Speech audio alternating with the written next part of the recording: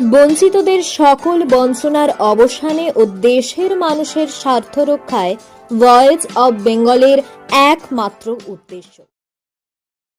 সকলকে সংগ্রামী অভিনন্দন জানিয়ে আজকের প্রতিবেদন উপস্থাপন করছি আমি শামীম আক্তার। এই প্রতিবেদন যাদের ভালো লাগবে না অথবা যুক্তিগ্রাহ্য মনে হবে না তারা স্কিপ করতে পারেন। যারা আন্দোলনে বিশ্বাস করেন তারাই এর পর্যালোচনা এবং সমালোচনা করে সমৃদ্ধ করবেন। আমরা আবারও একটি সংখ্যা অতিক্রম করে নতুন সংখ্যাকে বরণ করে নিয়েই আমাদের পথ চলা শুরু করলাম। স্মরণীয় হয়ে থাকুক আমাদের জীবন সংগ্রামের ইতিহাসে আমাদের এই আন্দোলন।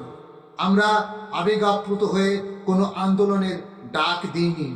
আমরা আমাদের সমাজকে জানাতে চাই যে আমরা সমগ্র শিক্ষার শিক্ষক কর্মচারীগণ যেভাবে সংসার প্রতিপালন করছি তা আর 5টা দিন মজুরের থেকেও নিম্ন স্তরে। তাছাড়া আগামী ভবিষ্যৎ প্রজন্ম সরকারি শিক্ষা থেকে বঞ্চিত হতে যাচ্ছে, যা এক ভয়ঙ্কর পদক্ষেপ।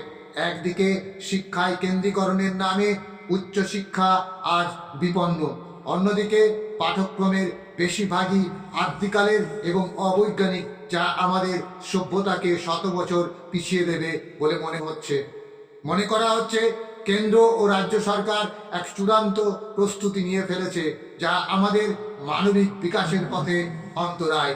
আমরা এর প্রতিরোধ না করি তবে আগামী প্রজন্ম আমাদের ক্ষমা করবে বলে মনে হয় না।